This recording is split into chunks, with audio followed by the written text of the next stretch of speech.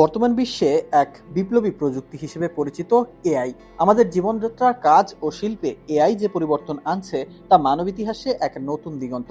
কিন্তু আজকের এই উন্নত এআই এর যাত্রা হঠাৎ করে শুরু হয়নি। এর পেছনে রয়েছে কয়েক দশকের গবেষণা, উদ্ভাবন ও বহু উত্থান পতনের দীর্ঘ ইতিহাস। এআই এর ধারণা শুরু হয়েছিল বহু আগে থেকে, যখন দার্শনিকরা যন্ত্রের মাধ্যমে মানব বুদ্ধিমত্তার অনুকরণের ধারণা নিয়ে চিন্তা করতেন। তবে প্রযুক্তিগতভাবে এআই এর আনুষ্ঠানিক জন্ম কবে হয়েছে তা শুনলে আপনিও চমকে যাবেন। ১৯৫৬ সালে গ্রীষ্মে অনুষ্ঠিত ডারমুথ ওয়ার্কশপকে এর আনুষ্ঠানিক জন্ম হিসেবে ধরা হয়। মার্কিন কম্পিউটার বিজ্ঞানী জন ম্যাকার্থি প্রথম এই সম্মেলনটি আয়োজন করেন, যেখানে তিনি নতুন গবেষণা ক্ষেত্রকে কৃত্রিম বুদ্ধিমত্তা বা আর্টিফিশিয়াল ইন্টেলিজেন্স নামে অভিহিত করেন। এই সম্মেলন এআই এর একটি স্বতন্ত্র শাখা হিসেবে প্রতিষ্ঠিত করে। ১৯৫০ এবং ১৯৬০-এর দশকে এআই গবেষণায় আসে স্বর্ণযুগ, যা এআই এর বসন্ত নামেও পরিচিত।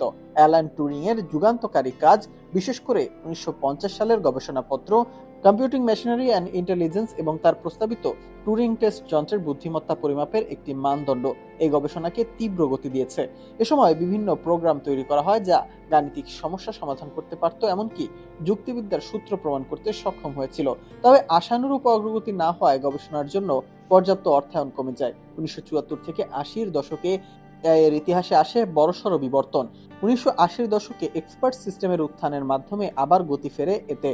এক্সপার্ট সিস্টেম হলো এমন প্রোগ্রাম যা কোনো নির্দিষ্ট ক্ষেত্রে বিশেষজ্ঞদের জ্ঞান ও যুক্তি অনুসরণ করত, যা শিল্প ও বাণিজ্যে ব্যাপক সাড়া ফেলে।